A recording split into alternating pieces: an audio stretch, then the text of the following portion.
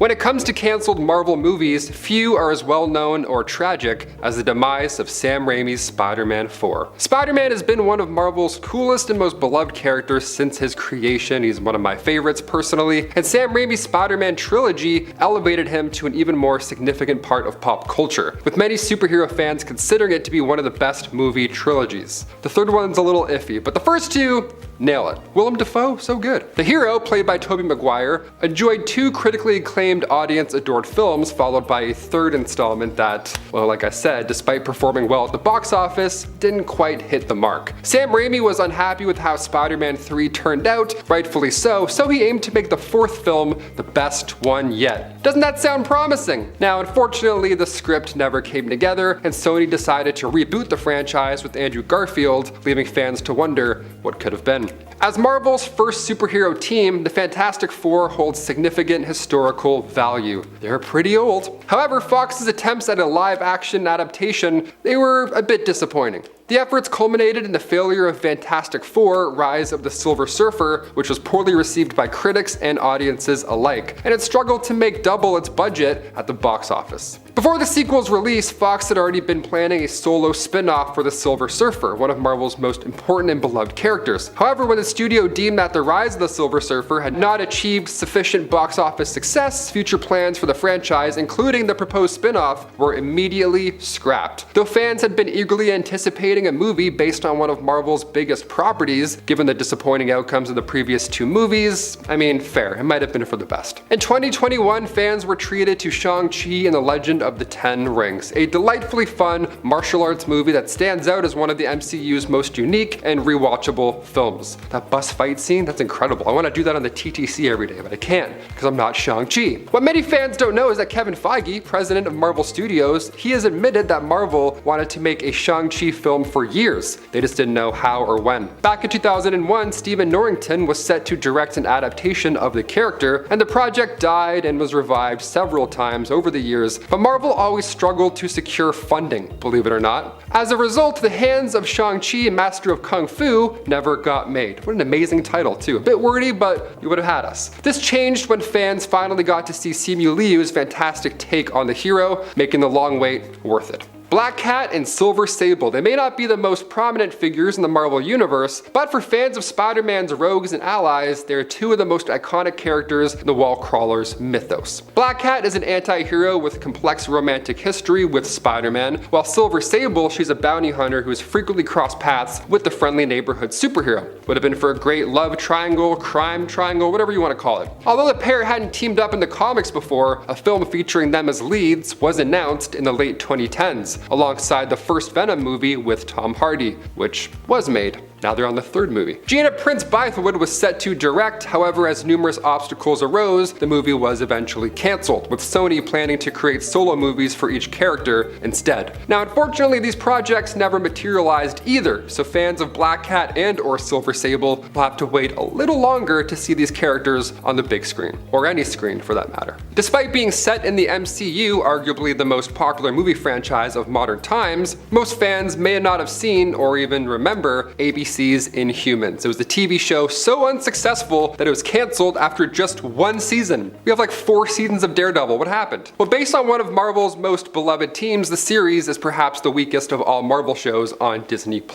Originally, Inhumans was supposed to be a movie, believe it or not, which fans agree would have been a much better way to introduce these characters into the franchise. However, Marvel eventually decided it would be less risky to produce a television series instead, resulting in, well, this. Fans knew something exciting was in the works when The Amazing Spider-Man 2 rolled the credits, alright? The credits hinted at the prospect of the Sinister Six, which is a team-up of Spider-Man's mightiest foes entering the franchise. This would have been amazing. I was really pumped for this. Even though the film itself wasn't particularly well received at the time, of course, No Way Home helped clean that wound, the idea of the big screen portrayal of Spider-Man's most infamous villain team, that was thrilling. That had tickets already in my mind. But Sony had big plans for their interconnected universe, including a Sinister Six movie directed by Drew Goddard. However, with the disappointing performance of Andrew Garfield's second outing as Spider-Man and the studio's strategy shift, the movie never took off. As Sony's Spider-Man universe continues to evolve, there might still be hope for a Sinister Six adaptation. However, with the performance of movies like Madam Web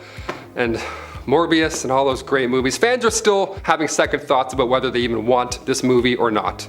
Is it worth the risk? Comment down below. I vote nay. Fox's X-Men from the year 2000 pretty much ignited the flame that became the superhero movie genre in the 21st century. They were the OG. Hugh Jackman was like 21, you know what I mean? The rest of the franchise had its ups and downs, sure, but one of its lowest came in the form of X-Men Origins Wolverine, which some would call one of the worst spin-off movies ever made. I mean, yeah, it's definitely close. It's kind of close. The X-Men Origins concept was planned to be expanded beyond Wolverine's film. The franchise's main antagonist, Magneto, well, he was planned to have a solo prequel explaining how he became Ian McKellen's iconic villain. But due to poor reception of Wolverine, the movie never came to be. They were obviously too afraid to try anything else. Nevertheless, audiences did end up getting a younger version of the character with Michael Fassbender wearing the helmet, and the result was quite extraordinary. From the relatively long Marvel canceled movie lists, this one at least has a happy-ish ending. Although the Amazing Spider-Man movies with Andrew Garfield were never as successful as the trilogy that preceded them, they still have a devoted fan base. It's right here. I'm Team Garfield all the way.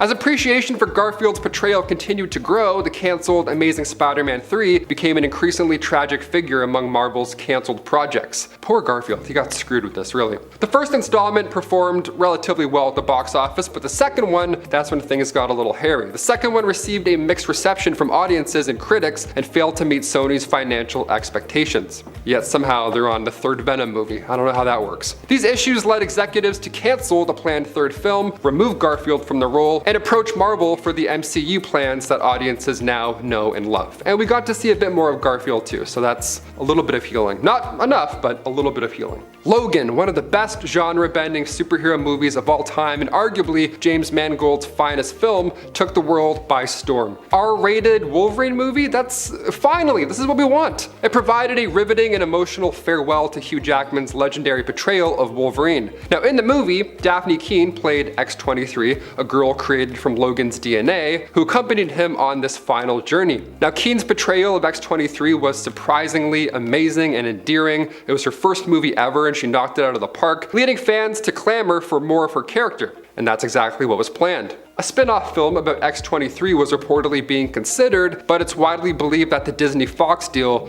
killed the project. That makes sense. Now we have Deadpool and Wolverine with Daphne Keane. Given that years have passed with no news about it, it seems likely that this unfortunate circumstance led to this Marvel movie's cancellation. But now we have Deadpool and Wolverine, where we know Daphne Keane is back as X-23, Hugh Jackman's back as Wolverine, and now we got Ryan Reynolds to talk shit the entire time. What more could you want, right? Talk about a happy ending. Kang Dynasty is out and Doomsday is in. In case you haven't been made aware yet, it's official with the announcement of Avengers Doomsday coming in May 2026. Avengers Kang Dynasty, originally planned for that date, is cancelled. Everyone was eager to know what was going to happen with Marvel's upcoming Avengers films after all the drama with their Kang actor, Jonathan Majors. To get us all on the same page, Jonathan Majors was caught up in some serious legal issues that led to him being dropped from the MCU and other projects. This created a big problem for Marvel since he was playing Kang the Conqueror, the next main villain. He already played the character in the Loki series and Antman and the Wasp Quantumania. In fact, Quantumania hinted that all variants of Kang in the universe were played by Majors, so you can see how that would cause an issue. People wanted to know if Marvel was going to recast the character since Kang seemed to be so central to so many upcoming projects, or if they were just going to scrap it all. We finally seem to have our answer. Kang is being replaced with another Marvel villain, Doctor Doom, played by Robert Downey Jr. The 2026 Avengers project that was supposed to be Kang Dynasty has swapped out its title for Doomsday, but fans are now left wondering how Kang's departure from the MCU will be explained in-universe. As stated, the character was supposed to be a big deal. Fans wonder if Kang will be brought into any future Marvel projects simply to give the character an ending, or if we are all collectively supposed to forget it happened, Peter Parker No Way Home style. A recent cryptic interview with Marvel's Kevin Feige has only caused more confusion. Screen Rant asked the Marvel president if Kang would still be a villain in an Avengers film, to which Feige responded, "I've done a number of interviews in the last couple days, and you're the first person to ask. I give you credit for just outright asking the question, and I'll give myself credit for trying to evade it and avoid avoid it entirely. Now what does that mean? With the Doomsday announcement, I just assumed that if Kang is going to be in a movie, he would be mentioned only by name or something like that, just to close that chapter. But this interview has me questioning that assumption. Now it seems like Marvel might use Kang in the future. It also makes it sound like there is potential for Kang to not be a villain anymore, although Feige is known for giving cryptic responses and the MCU is incredibly secretive. Feige answering the question in any other way than what he did would be considered a spoiler, and we all know what lengths Marvel will go to prevent those. However, some think that all this Kang drama might actually be a good thing. Kang's last appearance was in Ant-Man and the Wasp: Quantumania, and that movie did not do well. It is considered a flop. People criticize the story and the CGI, and most of all, Kang's involvement.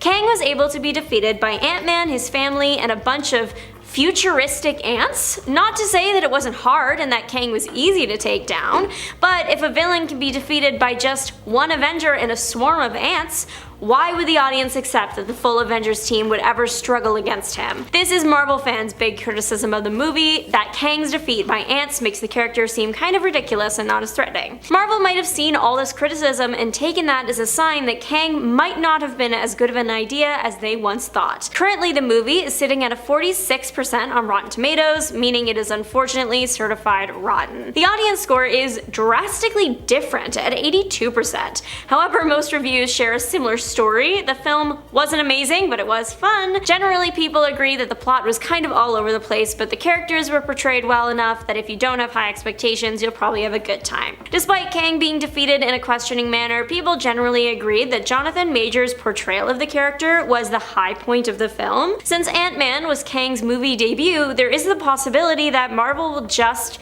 let Kang be an Ant-Man villain, the same way that Whiplash is just an Iron Man villain. Still, some fans hope that Kang will be recast even if he is no longer the focal point of the next Avengers film.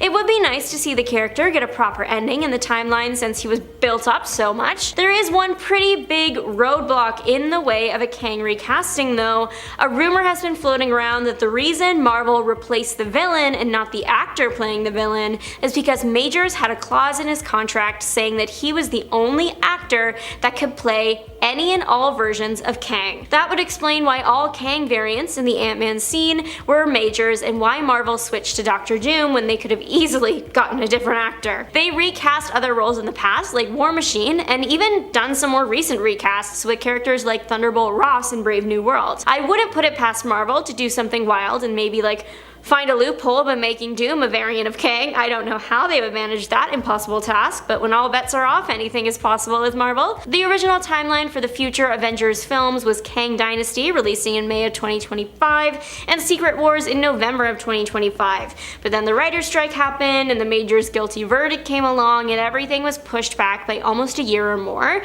This extra time might be a blessing in disguise, giving Marvel more time to sort out the plot for these future films, and more time to work on the CGI aspects. Recently, Marvel movies have been the victim of online trolling due to some underdeveloped or just strange CGI. It's also come out that Marvel isn't always the best company to work for. They have been accused by CGI and VFX artists of being overly demanding, tough to please, overworking employees, and just not paying enough. Hopefully, the extra year and Jonathan Majors' departure hiccup will give Marvel the opportunity to allow VFX artists the room to create their best work for Doomsday. There have been a lot of negative things surrounding the future Avengers films, so it's time for some good news. It was announced at San Diego Comic-Con that the Russo brothers were set to direct both of the upcoming Avengers movies. They have directed 4 Marvel movies so far: Captain America: The Winter Soldier, Captain America: Civil War, Avengers: Infinity War, and Avengers: Endgame. So, some of Marvel's best movies. Having the Russos take on the next couple Avengers films is a really good sign and has fans breathing out a sigh of relief amidst so much uncertainty. There is probably a reason why Marvel chose to go with Dr. Doom as Kang's replacement. In the Secret Wars comics, Doom is a pretty major player, even bigger than Kang. The two villains actually once faced off against each other, and Kang was not the winner of that fight. It makes sense that the one capable of defeating Kang becomes his replacement. Marvel oftentimes doesn't adapt comics, just like takes the characters or a general story and modifies it for the big screen, sometimes even making something brand new. So when they originally announced Secret Wars, everyone assumed that Marvel was just gonna take inspiration from the 1984 and 2015 comics, but make Kang the focus, create a new storyline. Now that Kang is out, there is more potential for Marvel to stick to the source material should they want to. Something that I think Marvel might do to explain away Kang's disappearance is having Doom somehow mention he defeated every Kang. For the past few years, maybe he's been like moving across universes, destroying every Kang the Conqueror variant. This is inspired by the Kang/Doom match in Avengers Secret Wars comics that ended poorly for the Conqueror. If Doom was from another universe, it would also explain why he's being played by the same actor as Iron Man. Maybe Doom would have been attacking Kangs because they were one of the only beings powerful enough to defeat him. I don't know, but it would be a fun concept for the movie. There are lots of actors that could draw in audiences the same way that RDJ could.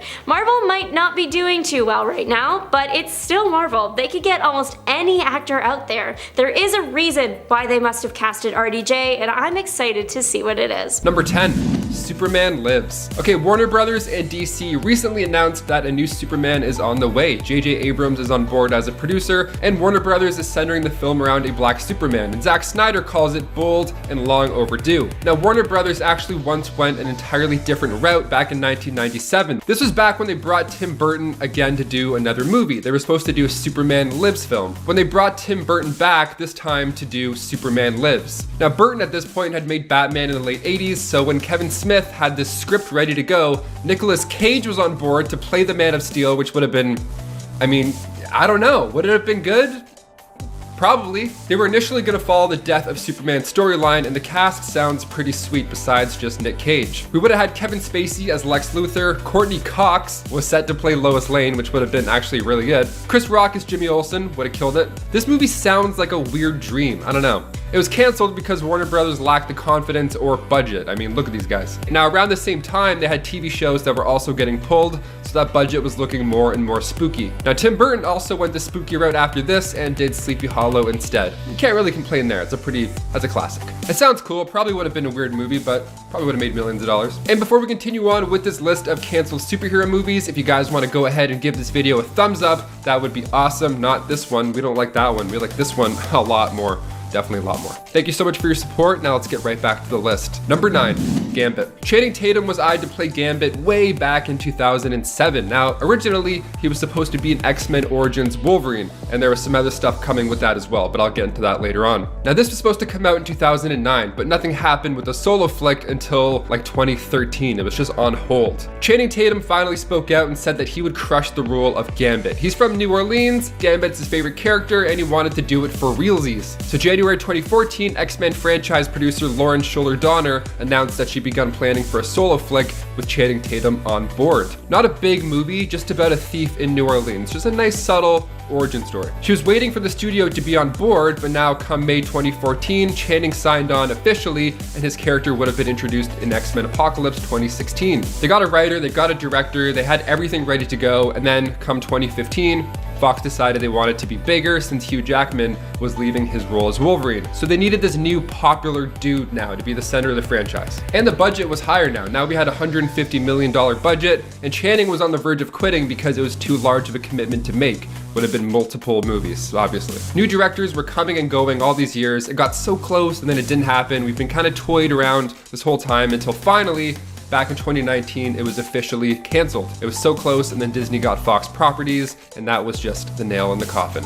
Number 8, Spider-Man 4. This one I would sell my soul for. I would see this movie, I would watch it every day if it came out. Sam Raimi's Spider-Man 4. Okay, look at this. Look at what we almost got. We almost got Vulture, we almost got Mysterio. I mean, sure, we got these things, but in a much different way, and way later also. When Spider-Man 3 was about to be released in 2007, you know, when we thought it was gonna be a better movie than it was, Fair for me to say. Sam Raimi wasn't entirely thrilled about Spider-Man 3 at this point. He felt like it was too much for one movie, and he was actually planning on using the fourth movie to land the plane in a much better way. But even doing so, he still planned on bringing in Vulture, which was going to be played by John Malkovich. John Malkovich almost played the Vulture. Could you imagine how different that would be? Felicia Hardy was set to become Vulture-esque, and actually Anne Hathaway was once on board, and she probably would have killed that role as well. Now, the story was much harder to work out than he thought, so the film never really got off the ground in time. Now, with Sam directing the next Doctor Strange movie, I'm sure we're in for a huge treat in some way. Number 7, The Amazing Spider-Man 3. Speaking of Sony and people parting ways, we gotta mention this one.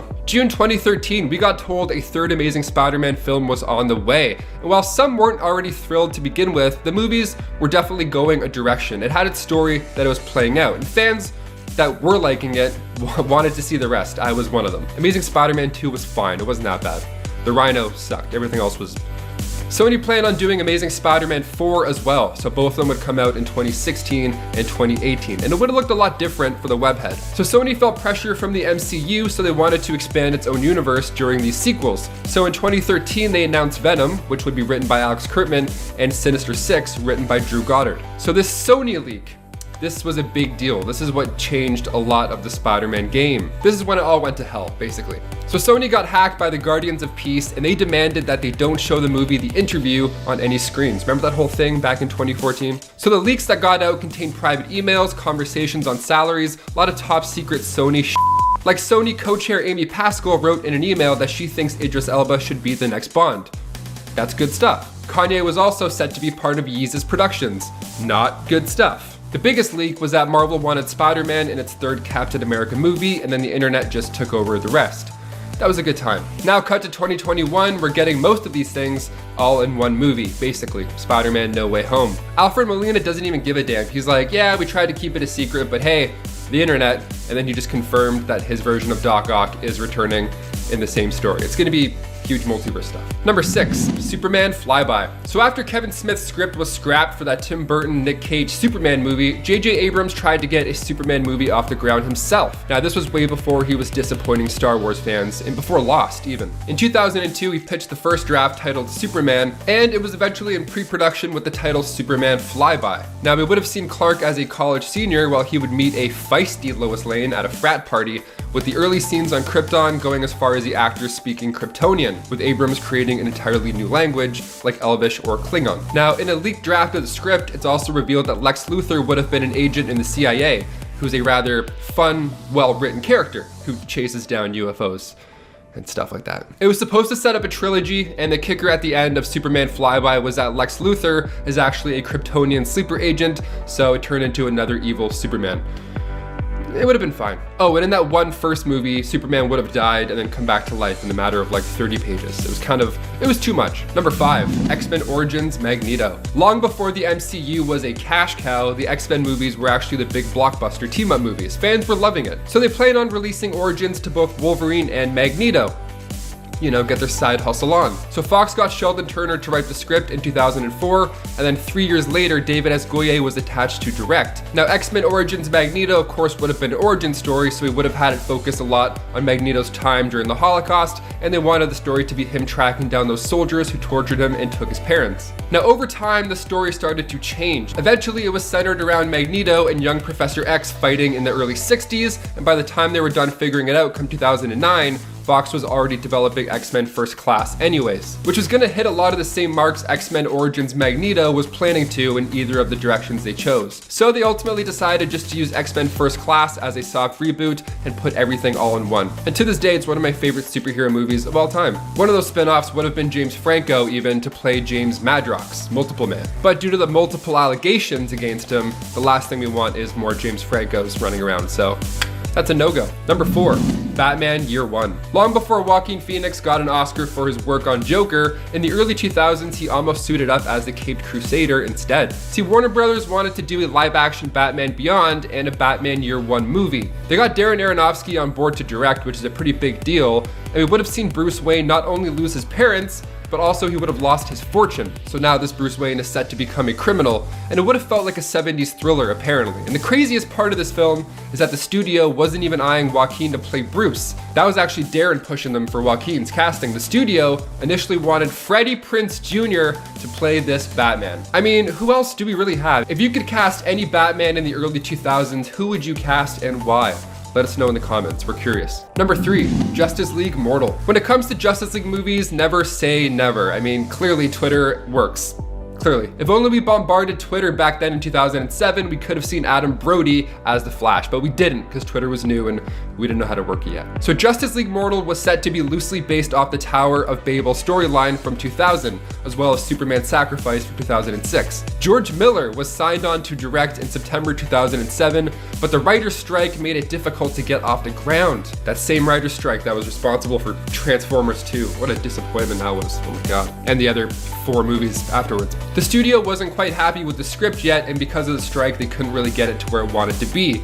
They just looked at this awful script for years and they're like, anybody? Someone? So January 2008, it was officially put on hold, and George Miller originally wanted Adam Brody as the Flash, but the rest of the cast was wild. He wanted DJ Cotrona as Superman, the rapper Common as Green Lantern, so sick, Megan Gale as Wonder Woman, Armie Hammer as Bruce Wayne, and Santiago Cabrera as Aquaman. And then Hugh Keays-Byrne also would have been in here as Martian Manhunter, with Teresa Palmer starring as Talia al Ghul. Jessica Biel actually turned down the role of Wonder Woman way back when this was kicking off. I can't tell if that's a good choice or a bad choice. The script anyways was leaked online in October 2013, so I don't think a release the Miller cut trend would work.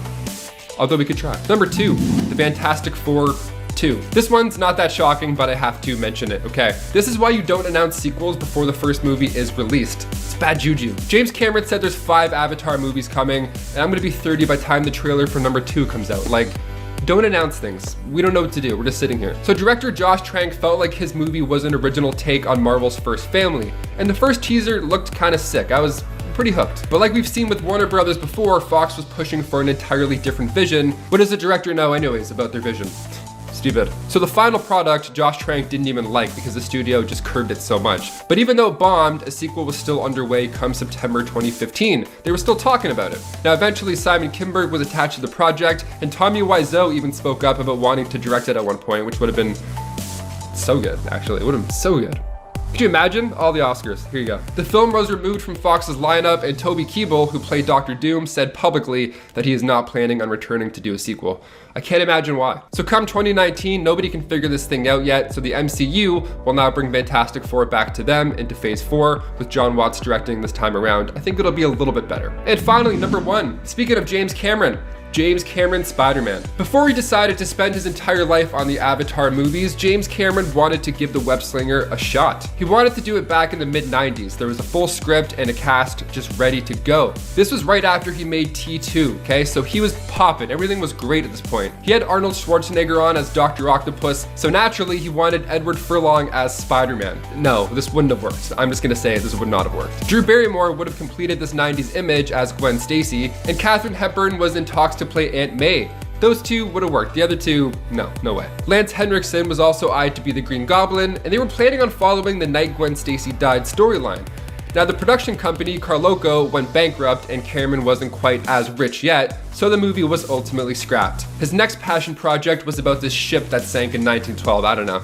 Made a little bit of money, and maybe it bombed, I don't know, didn't watch it. X-Men and the Wolverine. It's 1989 and Marvel legends Stan Lee and Chris Claremont are in talks to bring the X-Men to the big screen. It's the moment we've all been waiting for. James Cameron was set to produce, Catherine Bigelow was set to direct, and Gary Goldman was on board to write. Bob Hoskins as Wolverine, Angela Bassett as Storm, it was all lined up. But then Cameron got sidetracked by Spider-Man, and the project fell into development limbo. Now fast forward to 2000, and it was 20th Century Fox now, with Bryan Singer at the helm, and finally, the X-Men were brought to theaters. Can you imagine if James Cameron produced X-Men films instead of 9 Avatar movies? What universe do I have to visit to see that X-Men movie? I gotta go there right now. Werewolf by Night. Now at first this project was not meant to be a Disney Plus special. At first it was lined up to be a feature film, as it should be. How amazing would that have been? Marvel began development in 2001, but sadly it never got to production. The project, involving Marvel Studios and Dimension Films, and even had Crystal Sky Pictures co-producing. It was all right there. It would have felt like a Spy Kids movie with some even weirder special effects, if you can believe that. Despite plans for a UK shoot starting in 2006, it was ultimately and sadly shelved. But by 2019, Marvel Studios aimed to integrate the character into the MCU, leading to a decision to develop Werewolf by Night for a special for Disney instead of a movie. I'll be honest, I loved Werewolf by Night. Every Halloween, we're gonna throw that into the mix of classics. That was a lot of fun. It's like Groot, but he's really aggressive and scary, right?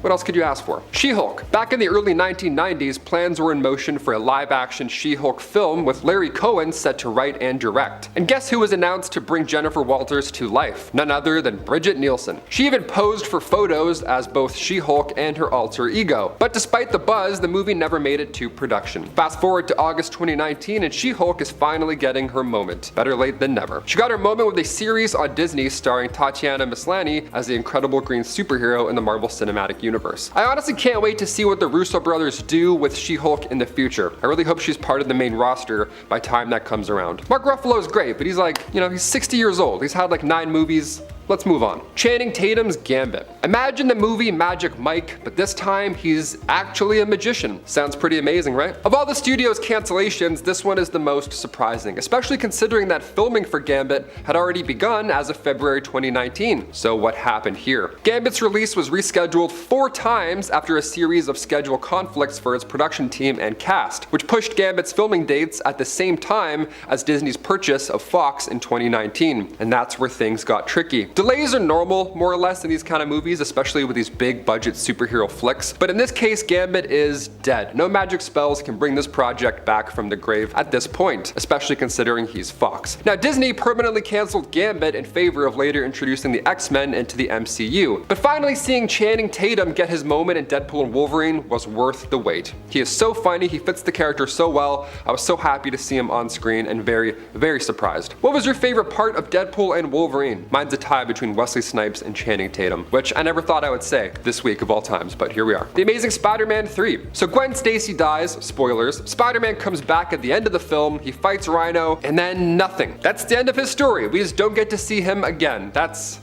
beyond me. After all that grief and growth, what happened to Peter 3? Well, 11 months before the release of The Amazing Spider-Man 2, Sony announced a Part 3 and even Part 4 were actively in development. Things got hairy when Andrew Garfield publicly confirmed that he was not interested in playing the character after a 3rd installment. He wasn't even interested in renewing his contract. So now what? While the film was originally scheduled to be released on June 10th, 2016, this contractual standoff forced Sony to push The Amazing Spider-Man 3 back by 4 years. Yeah, Andrew Garfield would have been 49 at that time. This large delay of course ended up killing the project, with the series instead scrapped by Sony as part of the deal to bring Tom Holland's Spider-Man into the MCU. But never say never, we did eventually get Garfield back in 2021. Somehow, someway, we did it, and he looks amazing, pun intended. Edgar Wright's Antman.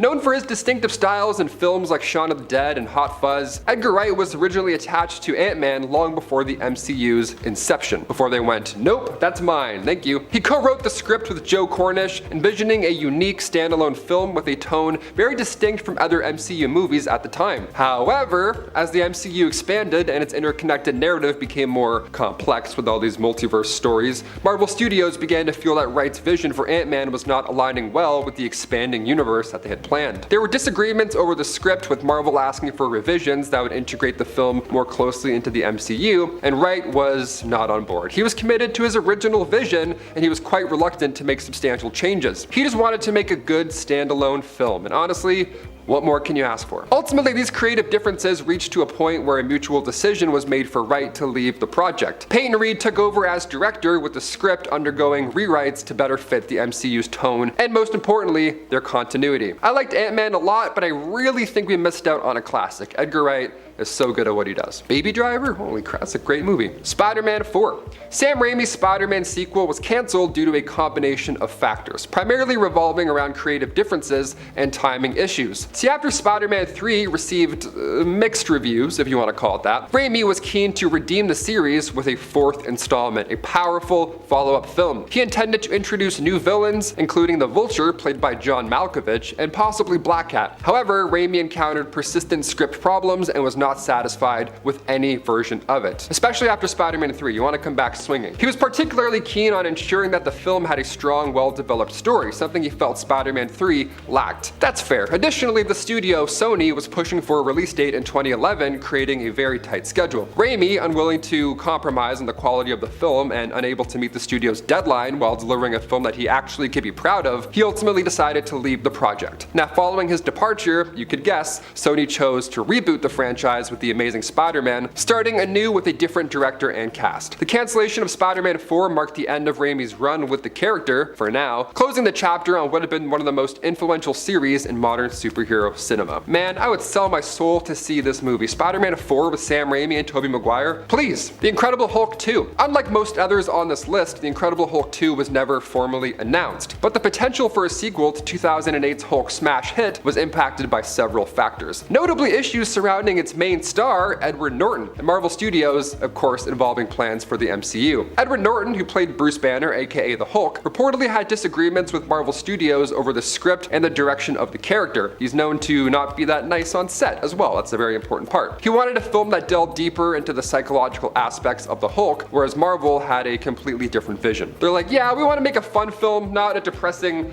art film, thanks so much. These creative differences, along with rumors of difficult interactions during production and promotion of the first film, led to Norton being replaced by Mark Ruffalo in the MCU. This one I agree with. Mark Ruffalo is so great. I've only heard that Edward Norton's kind of a psycho on set, so I get it. We can move on from this one. Starting us off in at number 10, Chase. Chase was a series released in 1998 by Dan Curtis Johnson and J.H. Williams III, creator that we'll be revisiting a little later on. It told the story of Cameron Chase, a woman who worked as an agent for the Department of Extra Normal Operations. In other words, she basically worked for the DC version of Marvel's S.H.I.E.L.D., keeping an eye out for superhumans who were considered threats to national security. Running only for 10 issues, it was short-lived for sure.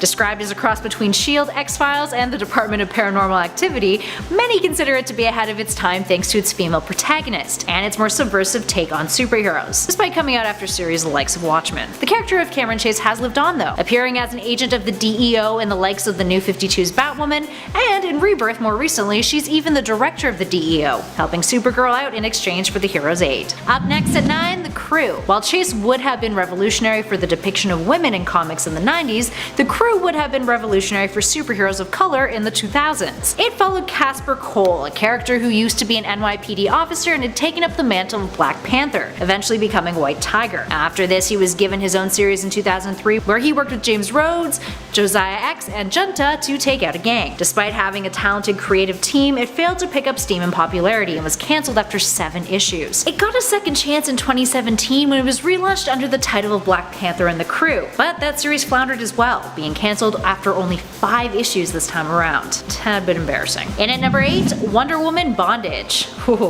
So once upon a time, Frank Miller wanted to retell Wonder Woman's origin story, or rather, her origin story that had to do with bondage, an activity that bled into her earlier stories thanks to her creator's fascination and adoration of BDSM. Miller wanted to use this story to incorporate bondage into Wonder Woman's origins and rework her story officially. An image that was apparently drawn by Miller was leaked by a fan with handwritten text below it that read, Wonder Woman Bondage, written by Frank Miller, dated in 2005. It was described as being an over-the-top story. According to rumors, the project never made it out of the conceptual stage though, with Frank having had broad-stroke conversations with the project with then DC editor Bob Schreck. Can't imagine why that one was abandoned. In at number 7, Morning Dragons. Morning Dragons is a comic from Warren Ellis that the creator was allegedly working on at the beginning of the 21st century. According to the rumors and what has leaked, it told the story of a former priest who had become a samurai set in feudal Japan. Sounds dope, right? Well, it gets wilder from there. The protagonist would encounter the likes of Vikings who traveled around on ships that looked more like dragons than boats. According to Image Comics, Ellis's pitch for Morning Dragons was one of the best that they had ever heard, but unfortunately, it never saw the light of day. This was thanks to Ellis wanting to separate himself from Image due to financial issues with the company and how they paid him. In more recent years, the creator would acknowledge that Morning Dragons was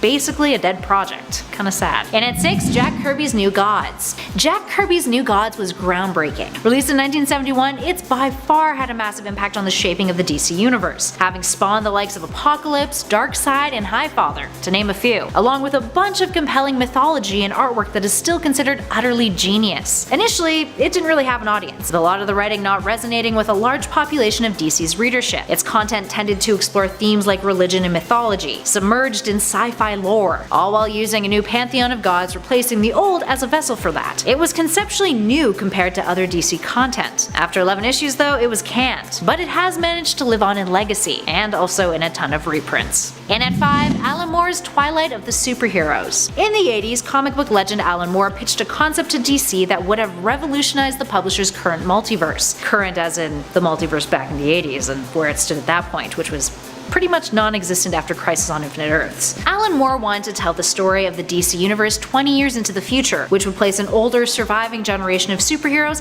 against an older surviving generation of villains, embarking on an epic final battle that would decide the fate of the planet and universe forever. Conceptually, it was meant to explore themes of morality while providing DC with a way to restore the multiverse after Crisis, but DC ultimately rejected the idea, although many of the concepts that Moore wanted to explore were seemingly recycled into other stories, like Kingdom Come, since Moore's notes have been leaked online and it is often referred to as his lost work. And at 4, Frank Miller's Jesus. Oh, that is a pretty self-explanatory title for a number, isn't it? Miller, who is often known for playing with religious motifs in his work, wanted to create a comic series that focused on Jesus, as in Jesus Christ, like the Jesus from the Bible. It was a series that he claimed would have been respectful and serious, versus the kind of dark and gritty work that Miller is known for. But the reason why this story never got its legs is thanks to the tragedy of 9/11. Miller citing that the catastrophe was the reason why he had postponed working on it. Nothing has happened since, and many believe that the concept has bit the dust for good. Similar to Miller's abandoned Wonder Woman comic, it's probably for the best. I mean, he said it'd be respectful, but like,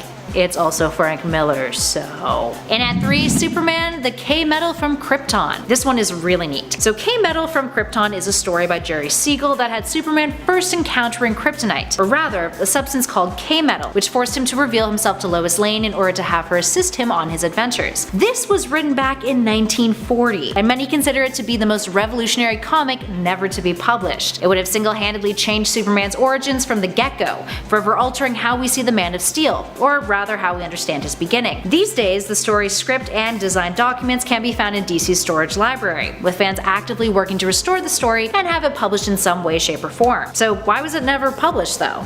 Well, no one has the slightest clue, but perhaps if it does get a second chance, maybe we'll learn why. And at number 2, Batwoman. Batwoman is a character with a fascinating history. Initially introduced after the Comics Code Authority was implemented in order to make Batman seem less gay, that is not even an exaggeration. Batwoman would later be revamped into Kate Kane, an open lesbian who once served in the military and had a dead sister. That is a really vague summarization for you people. Under the supervision of J.H. Williams III, Greg Rucka, and eventually W. Hayden Blackman, the character came into her own right as a complex and nuanced superhero who had distanced herself from Batman, despite being his cousin in the New 52. When the New 52 was announced, DC had stuck with this version of Batwoman, leading to a very critically successful series, spearheaded primarily by Williams and Blackman. But all of that came to an end after the two of them walked off of the series, after DC editors denied them the ability to have Batwoman marry her partner, Maggie Sawyer. Having DC's biggest mainstream queer character marry her girlfriend would have been revolutionary in the industry, an industry which has historically severely lacked proper representation. After their departure, the series floundered and introduced a wildly problematic lesbian vampire character, and eventually it was cancelled altogether. Finally, and at number 1, all of EC Comics. EC, which stands for Entertaining Comics, is perhaps the most tragic of all of our numbers on this list. The publisher, who is survived only by Mad Magazine these days, was all but wiped out thanks to the Comics Code Authority. EC Comics, which first came to be as Education Comics in the Golden Age, was founded by Max Gaines. When he died in a boating accident in 1947, his son Bill Gaines inherited the company and began featuring new comic book lines that explored horror, suspense, science fiction, military, and crime genres. Often these comics were geared towards more mature readers, delving into socially conscious and progressive themes, the likes of racial equality, anti-war advocacy, and environmentalism. But because of the content contained in these comics, especially the horror and crime genres, it became a big old target for those who believed in Frederick Wortham and his seduction of the innocent book, which claimed that comic books were ruining children's brains and manipulating them, and also turning them gay. These claims had no scientific basis, might I add. Anywho, by 1956, the company had gone defunct, forced to stop publishing its comics altogether except for one, Mad Magazine, which still persists to this day. It's hard to imagine what the world of comics would be like had EC remained intact. Perhaps the face of mainstream comics would have looked very differently, with less of an emphasis on superheroes and more of an emphasis on sci-fi and horror. Number 10, Civil War II. I mean, why did this fight even happen again? Because Carol believed in future vision? But Tony, well, he doesn't like future vision. What is happening? What is this story? Whereas with the first Civil War, where the feud was all about whether or not superheroes should be registered government officials, which had two clear sides that each had their own merits, here we're arguing about something that no one really cares about. Well, except for Carol and Tony, that is, I guess. Captain Marvel believed in the Inhuman Ulysses' visions, and believed that they could actually be used, like in Minority Report, to prevent crime and destruction from happening before it took place. However, Iron Man argued that trusting these visions was dangerous, as it was possible that they were not guaranteed to happen. Overall, a lot of people got hurt, some even died, but we never really resolved the issue. The main takeaway was that Iron Man had been experimenting on himself and was now kind of part tech, and that Carol became a huge jerk. Thanks, Civil War II. Number 9, Clone Saga. There are a lot of things that I love about the Clone Saga, like all of the fantastic spider clones, but there are also some things that really bother me about it. Like the fact that readers potentially believed they were reading a Spider-Man Peter Parker story, only to later find out, dun dun dun, that it was actually a clone. What? I mean, you might have been one of the few people being like, no, I don't believe any of this. That's actually Peter Parker. This other Ben Reilly character, he's the clone, but yeah. The whole bait and switch here is the thing that just really gets me. That and the fact that there were so many insane tie-ins which make the Clone Saga confusing to read and follow up with, even in retrospect throughout issues. Never mind if you happen to be collecting the issues across all the series at the time of that event. Even the modern day recollections of Clone Saga are a mess. Number 8, Spider-Man's domestic dispute. So, this wasn't so much a dispute, I guess, as an accident, but it still seems weird to me that other characters have their lives completely destroyed because of something like this, and yet for Spider-Man, we never really held him accountable or really talked about it. It's like a weird double standard because I guess of how popular Peter Parker is. During the Clone Saga, there was a moment where Spider-Man accidentally hit Mary Jane without knowing that she was kind of like right by him. Except that Peter is insanely strong, sent her flying, and well, she was also pregnant at the time. I know Peter felt awful about this, but it's a little strange that not many other fans seem to echo Spider-Man's own disappointment in himself there, especially considering that Hank Pym once hit Janet and as a result was basically condemned and ostracized by the superhero community. And, you know, I'm sure that Hank also didn't feel good about hitting Janet after either. So it's weird that we're all like, that was bad, but this is like, so strange. Number 7, Inhumans in general. I don't dislike the Inhumans, but what I'm not a fan of is how much Marvel tried to make them the New Mutants, all because they no longer own the rights to the super successful X-Men. Marvel attempted to elevate Inhumans to new heights, hoping they'd become popular enough to rival their mutant crew, who was making a ton of other people money over at Fox. When this plan didn't end up working out, the Inhumans instead were just tossed aside, and many of them would end up being killed off. The Inhumans are great, but trying to make them into something they're not, then discarding them when it didn't pan out was pretty not cool. The Inhumans deserve to be loved for who they are. They're basically like Marvel's superhero version of the British Royals, and I love them for that. Let's not try to make them mutants. It's not what they are. Number 6, no consequences for Iron Man. There was a time in the comics when Iron Man was a very bad dude. I mean, there's been a few times actually when he's been a really bad dude, but what I'm talking about here is following the events of Axis. When, after being accidentally turned evil, Tony Stark worked hard to make sure his alignment was not reversed. He managed to stay as one of the few permanently flipped characters and did a lot of very bad things afterwards as a result, but tried to initially play it off like he was actually the good Tony. But he wasn't. In the end, Tony would be forced to wipe his mind to protect secrets from Norman Osborn, who was put in charge after S.H.I.E.L.D. had disbanded. Tony would be able to recover from this catatonic state through recovering an older backup of his mind, one that fortunately didn't come with, any of the knowledge of his evil deeds, because it was like from before, which meant no consequences for Tony, no guilty conscience, and even readers couldn't blame him for his actions back then because technically this was, in essence, good old Tony again. This wasn't like evil Tony. There was none of that in his mind. Not fair. Just because we love Iron Man in the MCU doesn't mean that Tony gets off the hook.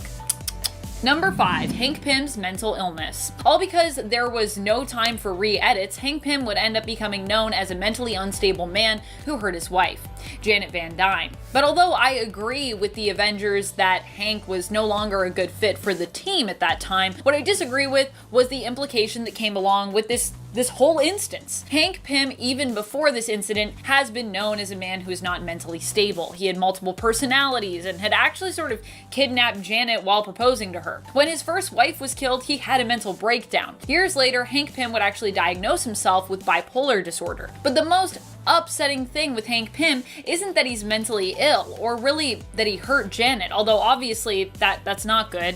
And I'm not condoning that. It's how his mental illness turned him from hero to villain. It's the way his mental illness was presented and was handled in the comics. Instead of trying to help Hank, he was shunned for his actions. It feels as though Marvel at the time was kind of saying, Hank is crazy, which makes him hurt people, which means he's a bad person. In other words, craziness or mental illness equals bad. And that is the thing that I don't like when we do in comics, and I feel like mental illness, it's hard to handle in comics because sometimes that's just where it goes, and it's like, that's not what mental illness is. It doesn't mean you're a bad person because you have an illness. Just because you can't see it doesn't mean it's not real.